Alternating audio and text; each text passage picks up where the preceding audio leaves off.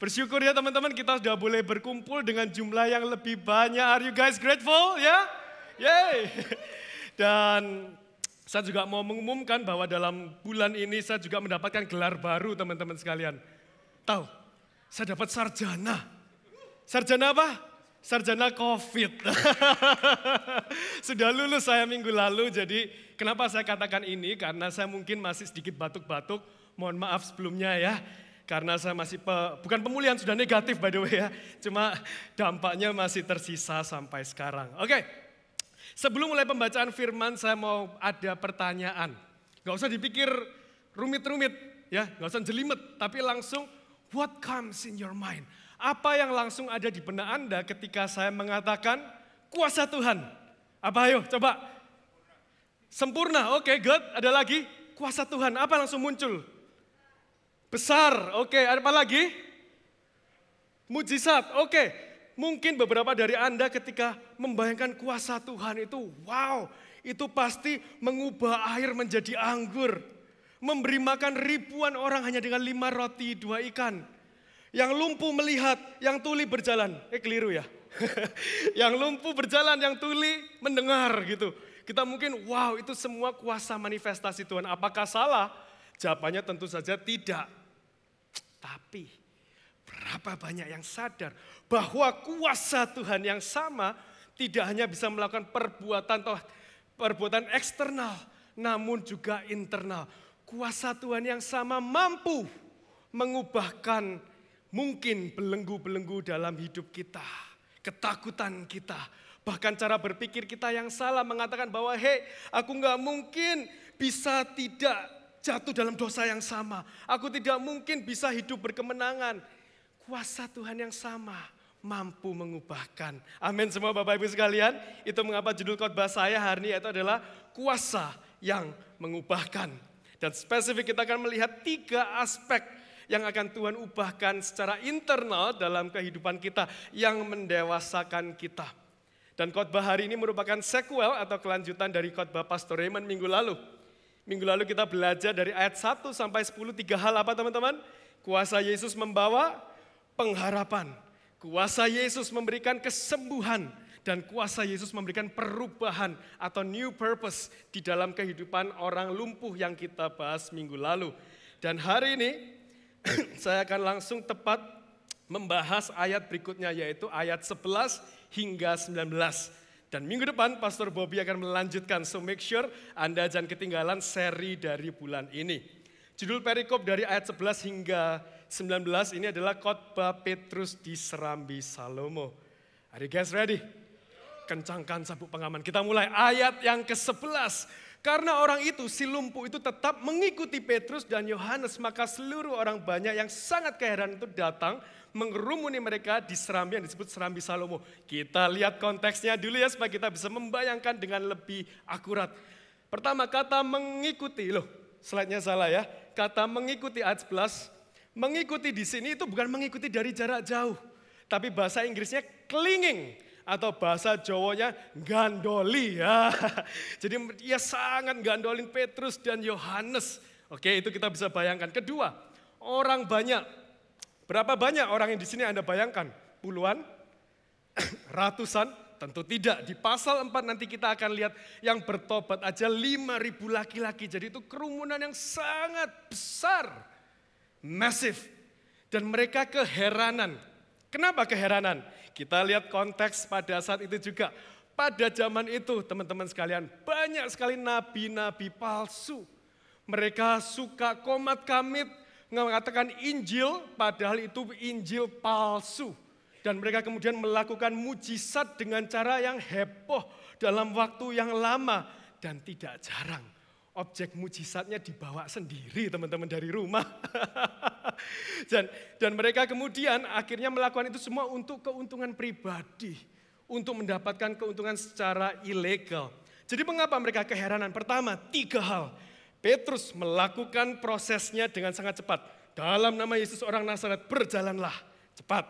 Yang kedua, kita lihat di sini bahwa orang ini verified teman-teman. Si lumpuh ini sudah bertahun-tahun di sana, jadi tidak mungkin tipu-tipu. Tidak mungkin palsu-palsu gitu ya. Dan yang ketiga yang membuat mereka keheran karena Petrus tidak mencari keuntungan pribadi. Bukan, hei kamu lihat nih semua, ayo ikut aku sama Yohanes my bro gitu. Enggak teman-teman, dia tidak melakukan semua itu. Itu mengapa semua orang keheranan. Dan konteks berikutnya itu adalah konteks tempat di Serambi Salomo. Ini tempat yang sangat emosional teman-teman. Karena enggak jauh waktunya dari kejadian ini, Tuhan Yesus juga ada di sana. Dia juga melakukan mujizat, dia juga berkhotbah. Tapi yang terjadi deja vu, terulang lagi. Yesus diusir, didakwa. Nanti kita lihat bahwa Petrus dan Yohanes juga diperlakukan dengan sama. Indeed, dunia tidak mengenal siapa penciptanya, gitu ya.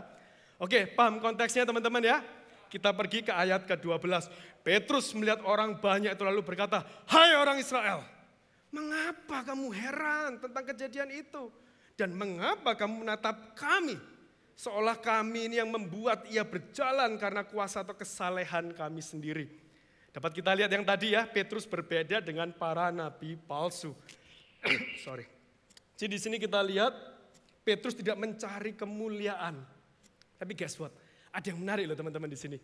Kalau kita lihat rekam jejak dari Petrus, saya mau katakan bahwa ini bukan Petrus banget. Hah? Maksudnya gimana, Zef? Kalau kita lihat rekam jejak Petrus, ia adalah, maaf ya Om Petrus ya, ia adalah pribadi yang sombong.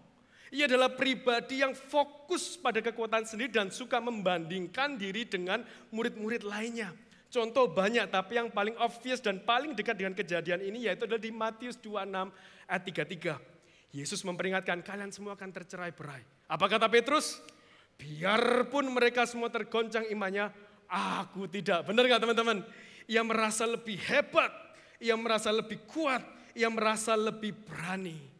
Dan ini yang Yesus, kuasa nama Yesus ubahkan. Dari seorang pribadi yang sombong menjadi pribadi yang humble. Yang hidupnya berpusat kepada Kristus. Dan kejadian drastis perbedaan ini hanya terjadi dalam tempo waktu yang cepat. Amin. Jadi kita dapat pelajari aspek pertama. Nama Yesus berkuasa untuk mengubah kesombongan dan fokus akan diri sendiri. Menjadi fokus kepada Tuhan. Yang setuju katakan amin. The name of Jesus makes us humble. Aplikasinya apa? Reminder dalam kehidupan apa? Sedikit keras ya teman-teman ya, tapi it's okay, kita belajar bersama. Faktanya kesombongan, pola pikir self-centeredness,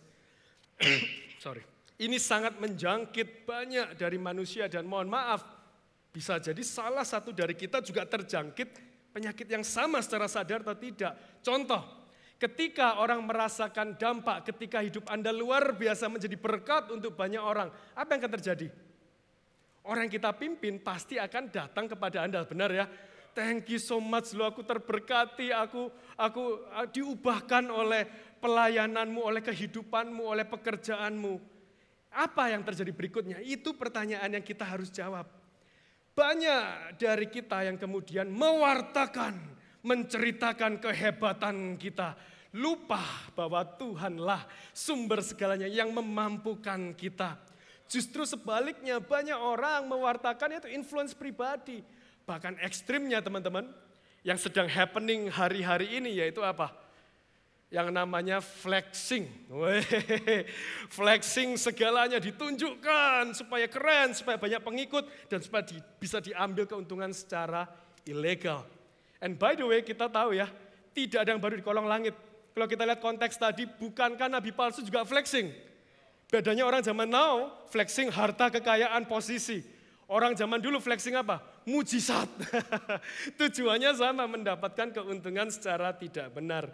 Oke, tapi supaya lebih clear, saya nggak mau kita salah paham. Saya tidak against dengan yang namanya personal branding. Silahkan, Anda mau bangun kredibilitas Anda, integritas, it's okay. Tapi jangan lupa loh, bahwa Tuhan pertama yang membuat kita berhasil. Yang kedua, jangan lupa bahwa kita ini juga punya identitas sebagai anak-anak Tuhan. With identity comes responsibility.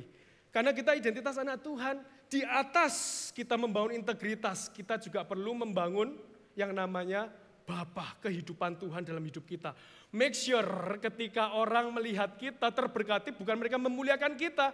It's okay, manusia pasti melihat rupa, pasti memuji. Tapi hasil berikutnya adalah identitas kita sebagai anak Tuhan ini harus membawa orang yang tidak kenal Tuhan menjadi mengenal Tuhan. Amin. Orang yang mengenal Tuhan semakin sayang kepada Tuhan, semakin bertumbuh di dalam Tuhan. Dan itulah tanggung jawab kita karena kita menyemat identitas anak-anak Tuhan. Jadi saya mau katakan, gak ada salahnya kok kita bangga sama prestasi kita. Anda yang sekolah juara kelas, it's okay, tepuk tangan hebat gitu ya. Ibu rumah tangga, Anda ibu rumah tangga terbaik se-RT, se-RW, sekelurahan, it's okay, gak apa-apa ya. Tapi ingat bahwa kesombongan dan terlalu fokus pada diri sendiri adalah awal kejatuhan. Dan ini saya mau akui bahwa ini bukanlah hal yang mudah. Ada satu hamba Tuhan mengatakan hati kita ini sangat berbahaya teman-teman. Seperti pabrik berhala. Bahkan ia mengatakan gini, ketika kita melakukan kehendak Tuhan sekalipun itu enggak kebal loh. Ia memberi contoh apa? Berkhotbah. Nah ini saya berbicara pada diri saya sendiri juga gitu ya. Ia mengakui seperti ini, ketika dia sebelum naik khotbah gitu ya, dia doa, forgive me Lord, for I'm about to sin. Hah, mau khotbah kok mau berdosa? Maksudnya gimana? Dia mengatakan gini, let's just be vulnerable, kita buka-bukaan aja. Bagaimana tidak? Di satu ruangan, ratusan bahkan ribuan mata terdiam melihat pengkhotbah. Pengkhotbah sendiri yang bicara. Hati daging ini loh, lemah. Praise me, praise me. Dia mengatakan, aku udah persiapan terbaik loh. Gak ada yang kebal teman-teman. Ini sangat bahaya. Dan fakta menariknya dari self-centeredness adalah fokus pada diri sendiri sangat bahaya karena bisa menjadi sumber stres kita. Loh, kok bisa? Self-centeredness yang harusnya menyenangkan kita kok menjadi sumber stres. Imagine, bayangkan ketika semua orang melihat Anda, wah si A, kamu ini terbaik, paling resourceful, paling mau bantu, paling pinter, paling hebat. Yang terjadi adalah apa? Kita ingin hidup mengikuti standar itu. Kita nggak mau live below that standard. Akhirnya kita halalkan segala cara supaya kita bisa keep on that standard. Padahal apakah Tuhan meminta kita untuk jadi yang ter itu? Belum tentu gitu ya. Tapi kita dengan self-centeredness kita kepingin menjadi yang segalanya yang terbaik. Itu menjadi sumber stres kita. And again, none is immune. Saya ulangin, tidak ada yang kebal siapapun juga. Pentingnya itu kenapa? Kita harus detox daily. Minta ampun sama Tuhan. Roh Kudus tolong ubah hatiku. Aku gak mau sombong, aku mau rendah hati. Aku gak mau fokus diri sendiri, aku mau fokus kepadamu. More of you Jesus and less of me. Amin. Dan jangan andalkan kekuatan kita, karena kita pasti akan gagal dan one day gatot teman-teman. Tahu gatot? Gagal total gitu ya. Kalau kita pakai kekuatan kita gak akan bisa, tetapi andalkan kekuatan Tuhan. Bukankah janji Tuhan apa? Mintalah maka akan diberikan. Mintalah hati yang diperbarui maka itu akan diberikan. Jadi doa saya kita nggak ada yang terjebak self-centeredness. Louis Giglio mengatakan, seorang hamba Tuhan, mengatakan seperti ini, next slide. Admitting that we are not God, mengakui bahwa kita ini bukan Tuhan, tidak pegang kendali, tidak menjalankan segalanya, tidak bertanggung jawab untuk segala hal, tidak menjadi solusi untuk segala hal, tidak menjadi pusat dari segala hal, itu tidak mengecilkan kita loh teman-teman. Tapi itu justru membebaskan kita. It frees us. Saya berbicara kepada Anda yang mungkin sudah terjebak dalam kondisi ini. Kabar baiknya adalah kita semua bisa lepas. Kuasa Yesus yang sama, kuasa nama Yesus mampu. Dan ketahuilah kita katakan bahwa He is God and I am not. Dia Tuhan, saya bukan. Ingatkan diri kita siapa yang pegang kendali. Dan bagi Anda semua, kita sama-sama kita akan deklarasikan slide berikutnya yuk. Kita mau deklarasikan, kita baca bersama. 1, 2, 3. I am His, my struggles are His. My future is His, my reputation is His, my needs are His, everything is His. Ayo kita baca yang bersama-sama ini keras ya. 1, 2, 3. Jesus must increase and I must decrease. Yang setuju kasih tepuk tangan buat Tuhan kita. Amin. Biarlah itu jadi doa kita. Dan itulah aspek pertama yang Tuhan Yesus ubah dari kehidupan Petrus dan secara profetik dalam kehidupan kita semua. Dari yang sombong, self-centeredness menjadi rendah hati dan berfokus kepada Tuhan. Kita lanjutkan ayat berikutnya ya. Ini sangat menarik teman-teman. Ini tadi yang kita baca di ayat pembukaan kita waktu Pastor Alan tadi membuka. Tapi coba teman-teman tebak ya, aspek kedua ini kira-kira apa yang Yesus ubahkan dalam kehidupan Petrus dan kehidupan kita. Saya akan baca dengan dramatisir supaya Anda bisa menebak gitu ya. Ayat 13. Bukan kami yang menyembuhkan, tapi Allah Abraham, Ishak, Yakub, Allah nenek moyang kita telah memuliakan hambanya. Lebih tepatnya anaknya ya, yaitu Yesus yang kamu serahkan dan tolak di depan Pilatus. Walaupun Pilatus berpendapat bahwa ia harus dilepaskan. Ini menarik pertama sebelum saya lanjutkan ayat berikutnya. Konteksnya, Pilatus bukan orang beragama. Dia tidak mengerti teologi, dia tidak mengerti bahwa Yesus Mesias. Dan itu saja dia tidak menemukan alasan untuk menangkap Yesus. Tapi kita lihat parafrase ayat ini apa? Ngomong gini, tapi kalian orang Yahudi yang I know deep inside your heart, dalam lubuk hati terdalam, aku tahu kamu mengakui Yesus sebagai Mesias. Cuma kamu sudah terbutakan karena kebencian dan lain sebagainya. Kamu yang malah menolak, padahal Pilatus tidak. Itu ayat 13, secara nggak langsung ya. Kita lanjut ke ayat 14-15 yang tadi kita baca. Tetapi kamu telah menolak yang kudus yang benar, serta menghendaki seorang pembunuh sebagai hadiahmu. Demikianlah ia pemimpin hidup telah kamu bunuh. Tetapi Allah telah membangkitkan dia dari antara orang mati dan itu kami adalah saksi. Wede, serem nggak teman-teman? Gagah nggak ini? Gagah ini teman-teman. Om Petrus jadi saya balance ya. Petrus menyatakan kejahatan hati dan kebobrokan dari pikiran ribuan orang itu. Atau secara nggak langsung dia mengatakan, kamu nggak lama di menara Antonia itu mengatakan salibkan dia. Semua bangunan ini saksi bisu apa yang kamu perbuat. Ya, jadi yang menegaskan kamu milih Barabas itu menunjukkan kebobrokan hatimu dan menunjukkan bahwa kalian ini adalah pembunuh dan jahat. Apa yang dapat kita pelajari teman-teman dari 3 ayat ini? Hal kedua, kuasa nama Yesus mampu mengubahkan ketakutan menjadi keberanian untuk bersaksi. Amin. The name of Jesus gives us the boldness to testify. Saya punya pertanyaan buat kita semua lagi. Siapa murid Yesus yang Anda langsung katakan kalau saya sebut sifatnya menyangkal? Petrus lagi. Padahal kasihan ya Om Petrus ini. Karena dia menyangkal Yesus dengan perkataan. Murid lainnya menyangkal Yesus dengan perbuatan, langsung kabur. Jadi intinya adalah semua sama-sama menyangkal just because Petrus menyangkal dengan perkataan. Tapi benar. Kita lihat di sini bahwa kuasa nama Yesus memampukan Petrus berubah 180 derajat. Dari penakut menjadi pemberani luar biasa. Bahkan ada komentar yang mengatakan seperti ini. The miracle of the speech of Peter is far more wonderful one than the miracle in the healing of the man who lay at the beautiful gate. Mujizat Petrus berani ini loh. Ini jauh lebih keren, jauh lebih dahsyat. Karena ini waktunya sangat suddenly dari dia waktu bertobat. Dan kita lihat di sini bahwa konteksnya ya.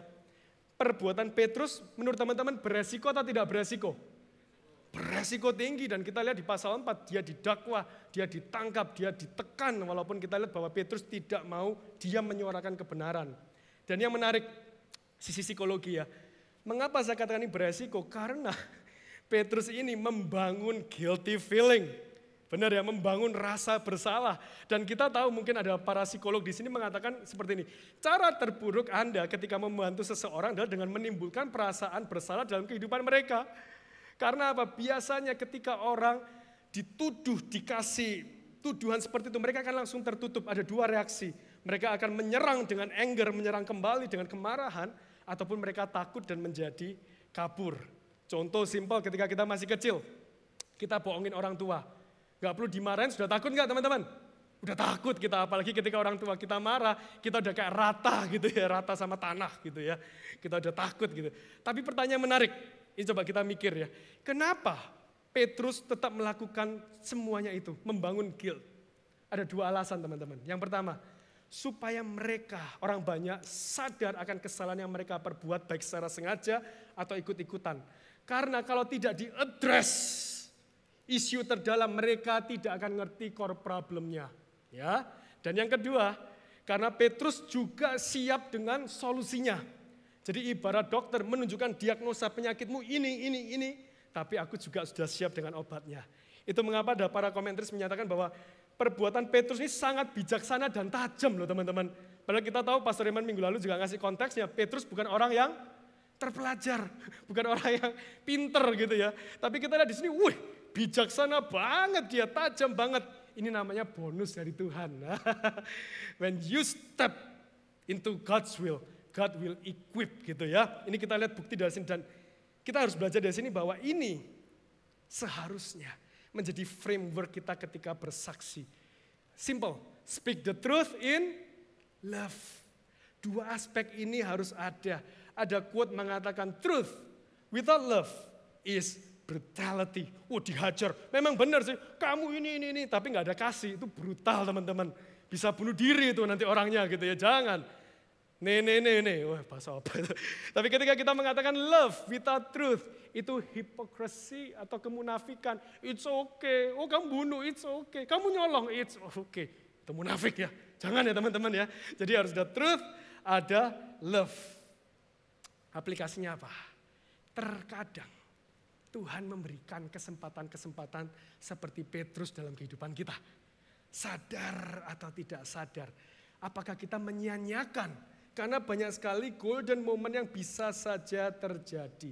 Contoh, apabila kita berbuat baik, kita menjadi berkat, itu bukan the best gift loh teman-teman. Setuju ya? The best gift apa? Ketika mereka mengenal Tuhan. Ketika mereka diselamatkan, itu baru best gift. Jadi saya mau kasih prinsip praktikal gitu ya. Ada dua. Yang pertama standar, yang kedua dikit kaku, tapi nggak apa-apa, saya hajar aja deh. Nanti kalau dimarahin pastornya ya, saya minta maaf dulu ya. Oke, kalau Anda tracknya ada di marketplace, ya, Anda tahu ada teman Anda yang hidupnya ngaco. Suatu hari kehidupan bertemu dan Anda akhirnya bisa ngobrol, speak life into their lives. Mungkin dia ngobrol, aku puas loh dealing sama kamu, kamu hebat. Jangan stop di sana teman-teman. Lanjutkan, kenalkan Tuhan. Setuju ya? Apalagi dia open. Aku hidupnya kok gini menurutmu gimana? Nah itu golden moment. Jangan disia-siakan. Speak the truth in love. Ya, sekali lagi kalau itu tracknya Anda dari marketplace jangan berhenti. Tapi yang saya nggak mau adalah ketika Anda tracknya dari gereja. Anda seorang gembala, Anda seorang leader, Anda seorang I-Care leader, Anda dipercaya oleh orang-orang yang Anda pimpin, jangan jadi anak Kristen yang aji mumpung. Ya, jadi jangan sampai gini loh, kalau ada teman Anda tanya, it's okay, jelasin it's okay. Tapi yang saya tidak mau adalah berhenti di sana. Ketika orang sudah merasa terberkati, berhenti di sana. Jadilah hamba Tuhan yang setia, jadilah gembala yang setia. Jangan resikokan urapan Anda demi cuan.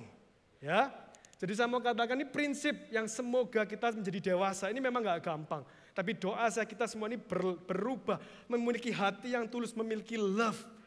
Jadi itu yang dapat saya katakan dan contoh-contoh lain juga saya kasih contoh praktikal. Buat para ibu-ibu yang lagi arisan, ketika ada teman yang lagi curhat, jangan jadikan bahan gosip. Tapi apa? Speak the truth, katakan kebenarannya. Ketika teman-teman yang goes di sini, habis goes biasanya kan moodnya happy gitu ya Kak. Wah enak gitu habis bakar kalori. Jangan berhenti di sana, kita harus punya bigger purpose.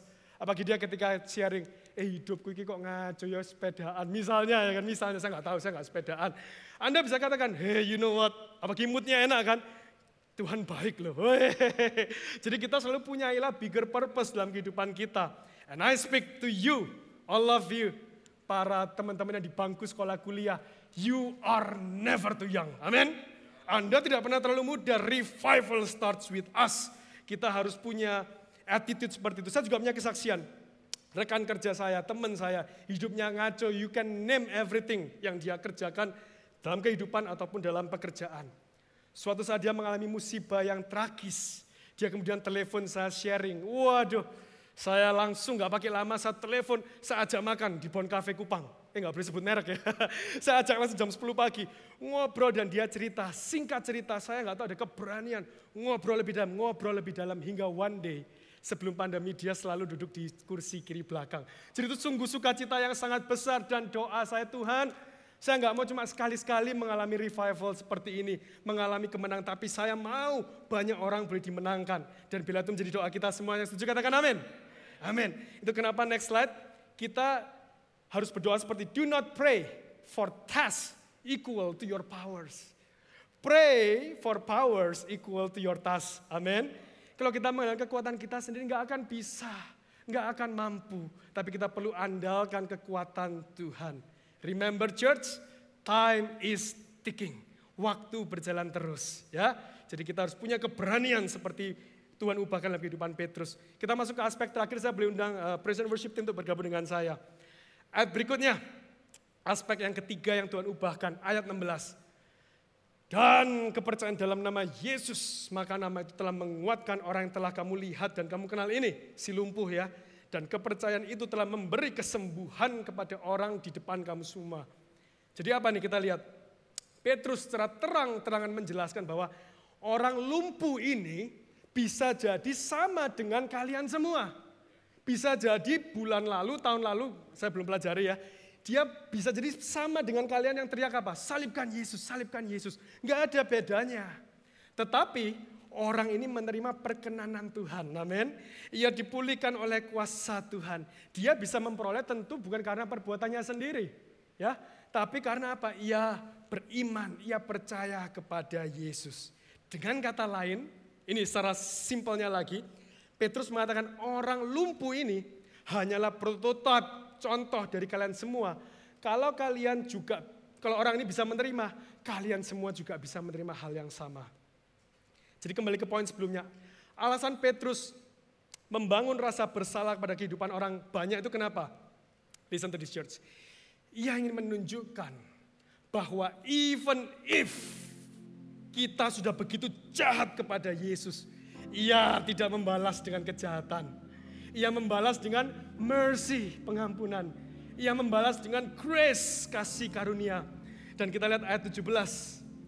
Hai saudara-saudara, aku tahu kamu berbuat demikian karena ketidaktahuan, sama seperti pemimpin-pemimpin kamu. Di sini kita bisa lihat apa? Coba imagine, Petrus lagi tone down.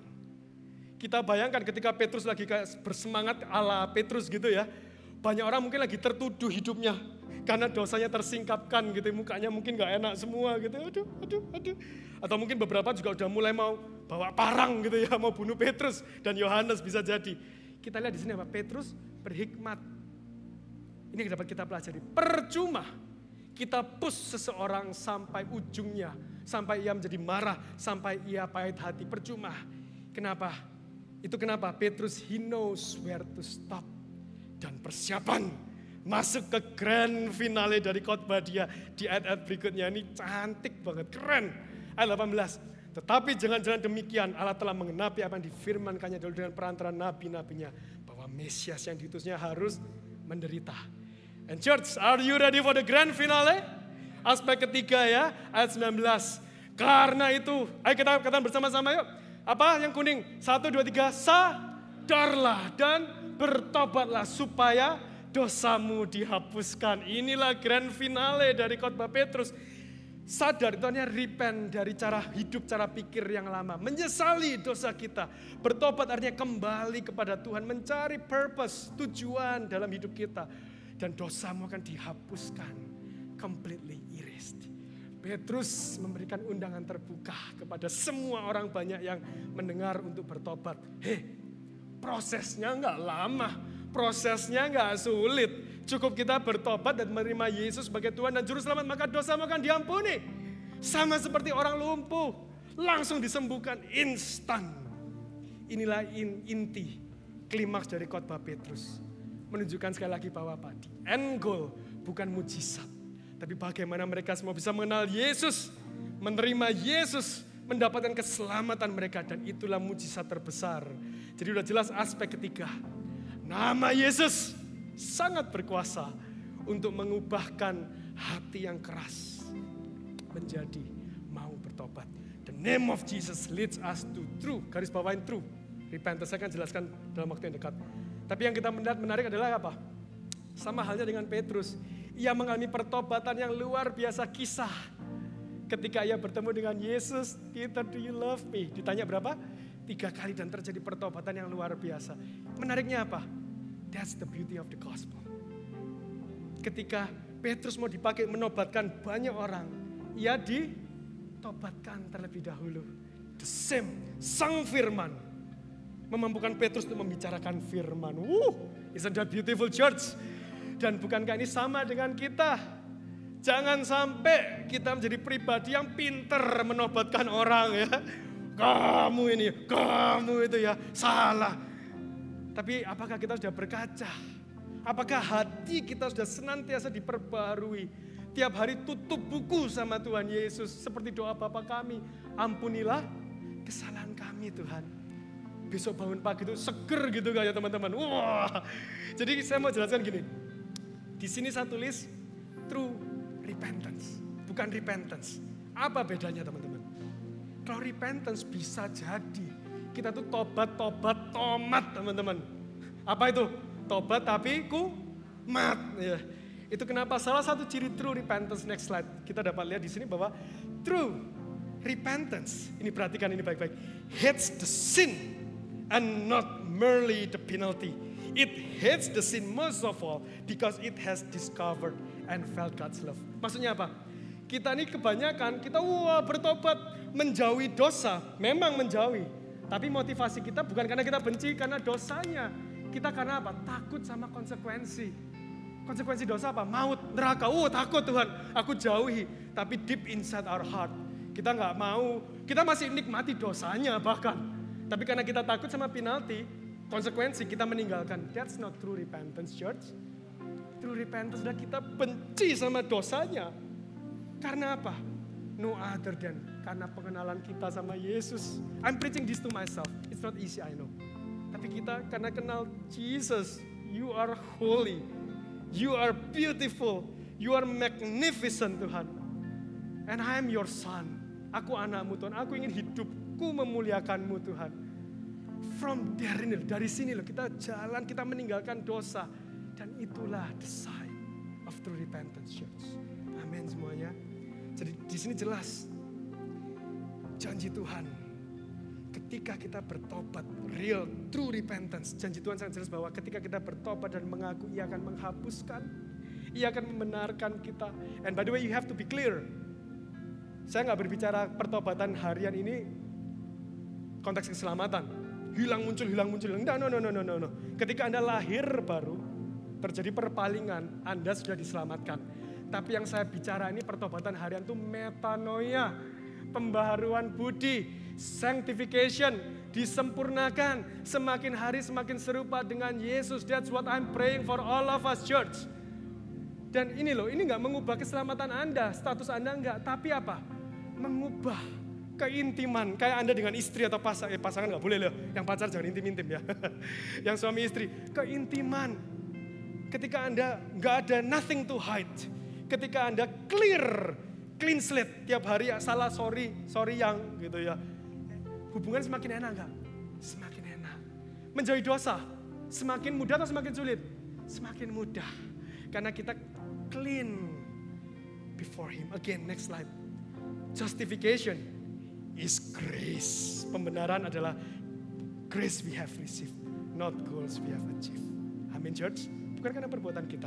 Dan ingat, pengampunan Tuhan yang luar biasa tadi, yang suddenly tadi, kita lihat bahwa God's mercy is not just forgiving mercy. Bukan hanya mengampuni, tapi it's a transformative mercy. Katakan transformative. Transformative mercy yang mengubahkan kita. Saya undang semua boleh berdiri, kita akan akhiri ibadah hari ini. So FGF Surabaya hari kita udah belajar bahwa nama Yesus, kuasa nama Yesus bukan hanya mampu melakukan mujizat eksternal, tapi mampu mengubah internal kita. Fokus diri sendiri, fokus kepada Tuhan. Takut, sungkan, awkward, menjadi berani untuk bersaksi, tentu dengan hikmat gitu ya. Dan hati kita yang keras menjadi mau bertobat dengan sungguh-sungguh. So next slide, bulan ini kita telah belajar dalam 2 minggu ini, the name of Jesus is so powerful. Katakan powerful, powerful.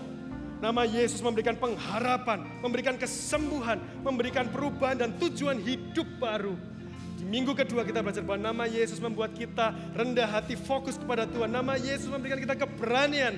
Dan nama Yesus mampu mengubah hati kita yang keras menjadi mau bertobat dengan sesungguhnya.